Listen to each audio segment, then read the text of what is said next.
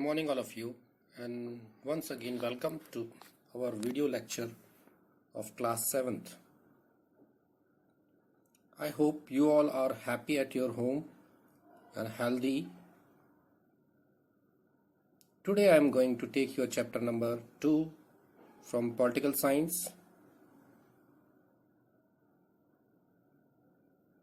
Title is Institutional Representation of Democracy.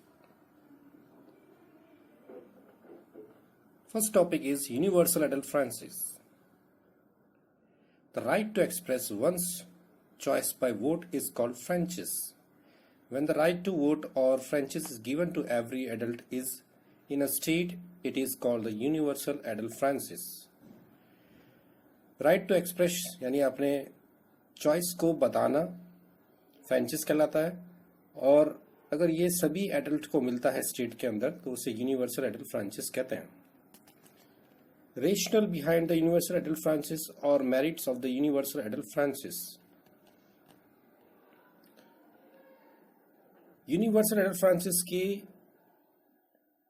Merits क्या हैं, फायदे क्या हैं? First is it is based on political equity, यानी सबको राइट होता है तो पॉलिटिकल इक्विटी शो होती है, यानी सभी लोग वोट कर सकते हैं.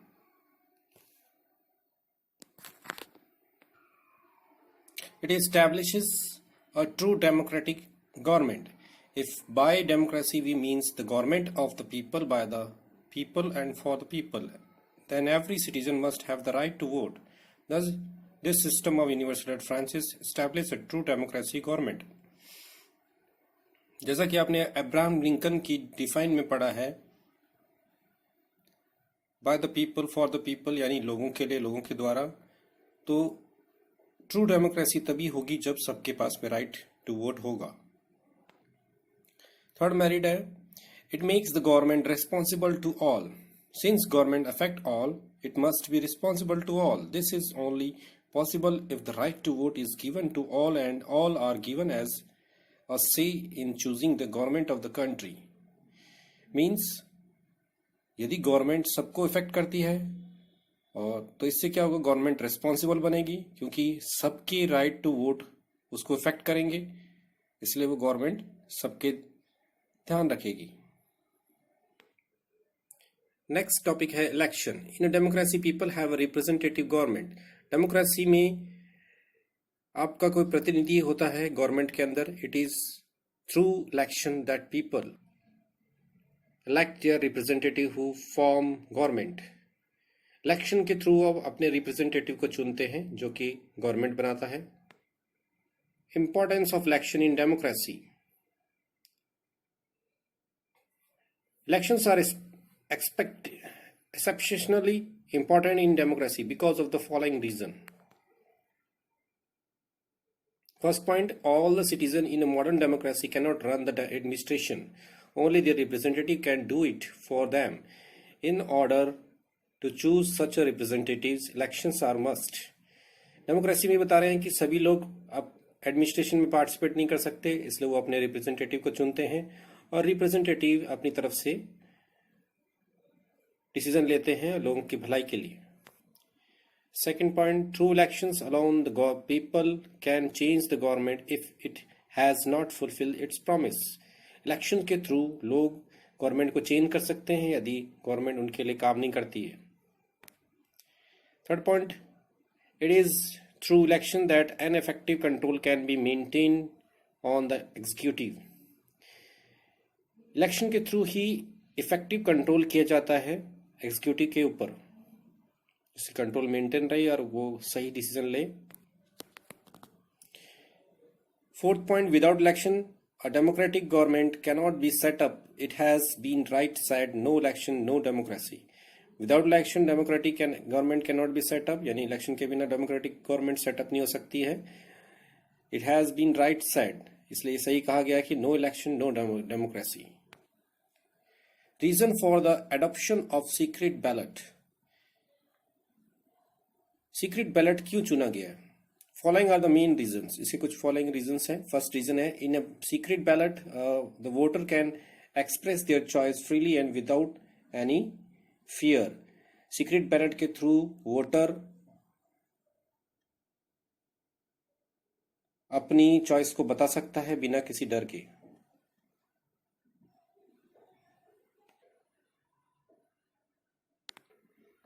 इस पिक्चर में देख रहे हैं कि एक वोटर वोटिंग कर रहा है और वो एकदम सीक्रेट है क्योंकि किसी को पता नहीं चलता उसने किसको वोट दिया है। सेकेंड पॉइंट है the voter is free from pulls and pressure under the secret ballot system. Voter free होता है किसी के फोर्स से, प्रेशर से, और इस सिस्टम से वो अपना वोट कर सकता है। थर्ड पॉइंट है it brings the desire changes but without any ill feeling and negative attitude. ये जो आप चाहते हैं वो चेंजेस कर सकते हैं बिना किसी के बुरी सोच के और गलत व्यवहार के। Next topic is different process involve in an election. In election different process are involve. Election के अंदर कौन कौन से प्रोसेस होते हैं? फर्स्ट प्रोसेस है announcement of election dates. Election सबसे पहले इलेक्शन कमिश्नर डेट अनाउंस करता है कि किस डेट को इलेक्शन होगा। नेक्स्ट है selection of candidate. Then different political parties select their candidate keeping in mind their prospect of winning the election. Sometimes political parties also help certain independent candidates where they have not fielded their own candidates. यह बता रहे हैं कि political parties अपनी अपने candidates को खड़ा करती है और जीतने के विचार से खड़ा करती है। कभी कभी इंडिपेंडेंट कैंडिडेट भी खड़े होते हैं जिन्हें कहीं से वोट नहीं मिलता या कोई पार्टी उन्हें खड़ा नहीं करती है, वो इंडिपेंडेंट कैंडिडेट कहलाते हैं। Third point filling the nomination paper, their scrutiny, withdrawal of nomination by the candidate and publication of final list. Next point आता है कि वो लोग अपना फॉर्म भरते हैं जिसमें वो अपना सारी संपत्ति के बारे में बताते हैं और कुछ टाइम पीरियड देते हैं, यानी किसी का विचार बदल जाए तो वो अपना नाम वापस ले सकता है। फाइनली फिर कैंडिडेट की घोषणा होती है कि कौन कौन इलेक्शन लड़ रहे हैं। नेक्स्ट पॉइंट है allotment of symbol. National parties have their permanent symbol. National parties के पास में उनके परमानेंट सिंबल्स होते हैं। Other parties and independent candidate are also allotted symbols so that voters can recognise different parties and candidate easily. और दूसरे parties के लोगों को या इंडिपेंडेंट कैंडिडेट को उनके सिंबल्स अलॉट होते हैं ताकि जो वोटर्स हैं वो उनको आसानी से पहचान सके। Fifth point issuing of election manifesto. The different parties then issue their election manifesto so that the voter may know their program and policies. Different parties अपने अपने इश्यूज को मैनिफेस्टो में बनाती है, लिस्ट को बना करके लॉन्च करती है ताकि लोगों को पता चले कि पार्टी क्या क्या प्रोग्राम लेके आ रही है और पॉलिसीज लेके आ रही है। Six point is campaigning. Then beginning campaigning which includes putting up posters, organising meeting, speeches process.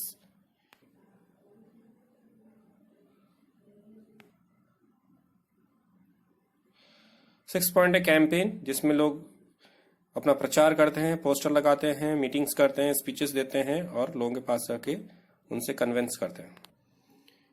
This process goes on for many days and only stop 48 hours before the polling close. ये काफी दिन तक चलता है लेकिन voting date से 48 hours पहले इसे बंद कर दिया जाता है। Seventh point voting, counting of votes and declaration of result. Then on the specified day voting is held using the secret ballot system। एक स्पेसिफिक डेट को वोटिंग होता है जिस सीक्रेट बैलेट के सिस्टम से, और एंड में उनकी काउंटिंग्स होती हैं और रिजल्ट का डिक्लेरेशन होता है। Filling of election petitions. If any candidate is not satisfied with the election result he can go to the court of law to get his complain redressed. यदि कोई कैंडिडेट इलेक्शन के result से satisfaction नहीं होता है तो वो court में जा सकता है और कंप्लेंट दायर कर सकता है। Next topic is political parties. What is political party? A group of person having same ideology and holding same opinion on major political issue of the country is called political party. ऐसे group, लोगों का group जिसके विचार मिलते हों, जो आपस में रहना चाहते हों, उनके ओपिनियन यानी आइडियाज भी मिलते हैं, पॉलिटिकल इशू भी के लिए वो खड़े होते हैं, वो पॉलिटिकल पार्टी कहलाती है। Importance of political parties in a representative democracy. Political party का इंपॉर्टेंस क्या है? Political parties, both in power and oppositions, play an important role in representative democracy. Political party भले ही वो power में हो या opposition में हो, वो एक important role play करती है. First, a great majority of the people think that if there are no political parties, there is no democracy. So political parties are a must for every democratic country. महान व्यक्ति या ज़्यादातर लोग ये मानते हैं कि पॉलिटिकल पार्टी नहीं होगी तो डेमोक्रेसी नहीं हो सकती, इसलिए उनका मानना है कि कुछ पार्टीज तो होनी ही चाहिए, एटलीस्ट 2 पार्टी तो होनी चाहिए.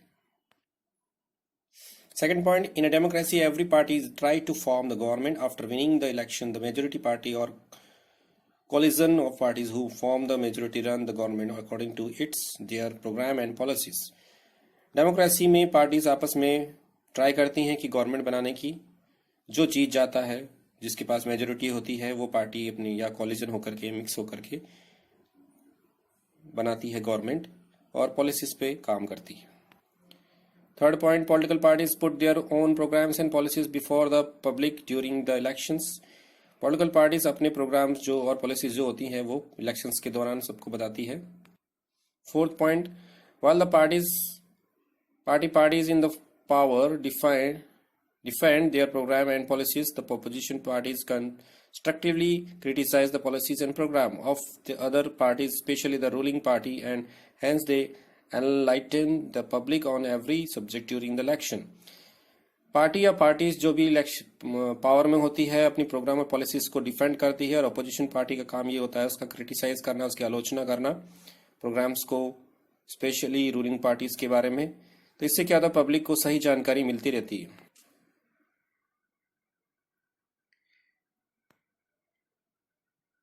ये कुछ नेशनल पार्टीज की पिक्चर्स हैं, ये आप देखते ही हैं, न्यूज़पेपर में आती रहती बार बार. नीचे स्टेट पार्टीज की, पॉलिटिकल पार्टीज की नेम्स हैं, इसे भी आप सिंबल के साथ में देखते ही हैं और इन्हें याद करिएगा, बहुत हेल्पफुल रहिए. नेक्स्ट टॉपिक है हमारा पॉलिटिकल पार्टीज इन इंडिया. कौन कौन सी पॉलिटिकल पार्टीज हैं? Indian political parties are categorise into 2 main types, national level and state level. अब हम कुछ पार्टीज के, नेशनल पार्टीज के नाम देख रहे हैं. जैसे पहला है the Indian National Congress. Its policies and programme. In the election symbol in a human hand. इनका सिंबल आप हमेशा देखते हैं, कांग्रेस का सिंबल है हाथ का निशान. और for many years since 1947 it has form the government at the centre. और ये आज़ादी के टाइम से बनी हुई है, इसने अपना गवर्नमेंट बनाया है. Policies and programme of the Indian National Congress. पहला है डेमोक्रेटिक सोशलिज्म. डेमोक्रेटिक सोशलिज्म में ये कह रहे हैं कि सभी को पॉलिटिकल राइट्स मिलना चाहिए, सभी लोग के साथ में रहें, और ये जो अमीर और गरीब का जो गैप है उसे कवर करें. नेक्स्ट पॉलिसी में इसका सेकुलरिज्म आता है, जिसे हम हिंदी में कहते हैं धर्मनिरपेक्ष. इसका आइडिया यही है कि सभी धर्मों का सम्मान करना, किसी भी एक धर्म को सपोर्ट नहीं करना. नेक्स्ट टॉपिक है हमारा एग्रीकल्चर एंड इंडस्ट्रियल, यानी ये एग्रीकल्चर को ग्रोथ बढ़ाएगी और इंडस्ट्रीज को भी ग्रोथ में हेल्प करेगी. नेक्स्ट टॉपिक है एंडिंग ऑफ पॉवर्टी, यानी गरीबी को मिटाने के लिए काम करेगी. तो इसने एफर्ट्स किया है, जिनके पास में जमीन नहीं है, land holders, small land holders, उन सबको मालिकाना हक दिलाया है, जॉब दिलाए हैं. नेक्स्ट टॉपिक है friendly relations with foreign countries. Foreign countries से एक मित्रतापूर्वक व्यवहार करके उनसे अब कंट्री को बढ़ाने के लिए काम करेगी. जैसे अभी आप देख सकते हैं कि नरेंद्र मोदी जी बड़ी बड़ी कंट्रीज से मीटिंग करके अपने व्यापार को बढ़ा रहे हैं. नेक्स्ट टॉपिक है हमारा एंकरेजिंग फॉरेन इन्वेस्टमेंट, यानी बाहर के लोगों को इन्वाइट करेगी अपने यहाँ पर फैक्ट्रीज बनाने के लिए, जिससे हमें फॉरेन पैसा मिले और जॉब्स मिले. नेक्स्ट पार्टी है हमारी द भारतीय Janata party. This party has the lotus flower at its election symbol. आप जानते हैं कमल का निशान है. आज अभी जो हमारी रूलिंग पार्टी है वो भारतीय जनता पार्टी है.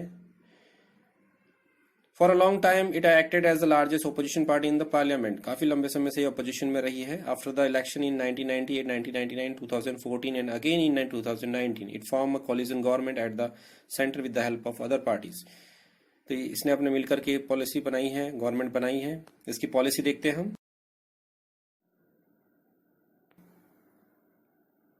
Launching the second green revolution, इन्होंने सेकेंड ग्रीन रिवोल्यूशन लॉन्च करने की कोशिश करी है। Unleash the tremendous growth potential in the Indian agriculture and agro based industries, इसने एग्रीकल्चर और एग्रो बेस्ड इंडस्ट्री में भी काफ़ी ग्रोथ करी है। To give the state a fair share of the central revenue and increase their financial powers, इन्होंने great share पे किया है रेवेन्यूज में और अपने फाइनेंशियल पावर को भी बढ़ाया है। To delete act Article 370 Constitution, which gives the special status to Jammu Kashmir. According to this party, such a provision hinder national integrations and prompt the other states also to demand such a illogical things. Article 370 was deleted by the NDA government in August 2019. 2019 में NDA government ने इसे हटा दिया, जिससे जो special दर्जा था जम्मू कश्मीर का अब वो हट गया है। To defend the unity and integrity of the India, all such peoples and parties who show separate tendencies should be severally dealt with. इन्होंने अब इस तरह से डिफेंड किया है यूनिटी और इंटीग्रिटी को इंडिया में, जिससे लोग आपस में मिलके रहें, सेपरेट नहीं हो। To curb riots with a heavy hand and to give adequate compensations to the victim of the riot. इन्होंने बड़े हाथों से लोगों को इकट्ठा किया है, जिससे कि दंगे फसाद ना हो और जो भी इसके विक्टिम्स हैं उनको सजा मिले। तो reserve seats for women in the parliament में रिजर्व सीट्स है वुमेन्स के लिए। नेक्स्ट है Communist Party of India CPI, its policy and programme. इसकी पॉलिसीज और प्रोग्राम देखिए। इसकी जो the Communist Party was split into two in 1964 AD। 1964 AD में ये दो पार्ट्स में डिवाइडेड होगी।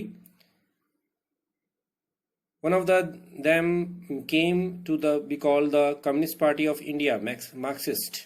उनमें से एक जो पार्टी का नाम रखा गया Communist Party of the India, Marxist नाम है इसका। And other continue to call itself Communist Party of India, दूसरी को कम्युनिस्ट पार्टी ऑफ इंडिया रखा गया। while the CPI and the sickle and the sif of paddy as its election symbol. The CPI M has the hammer, sickle and the star at its election symbol. ये symbols के बारे में बात करी है, इसकी policies के बारे में बात करते हैं हम। To oppose both imperialism and capitalism, which are the source of all misery. ये इम्पीरियलिज्म यानी व्यवहारवाद को हटाती है, कैपिटलिज्म यानी पूंजीवाद को हटाती है, यानी पैसे के बारे में ये कहती है कि वर्कर्स को फायदा मिले, उनका विकास हो।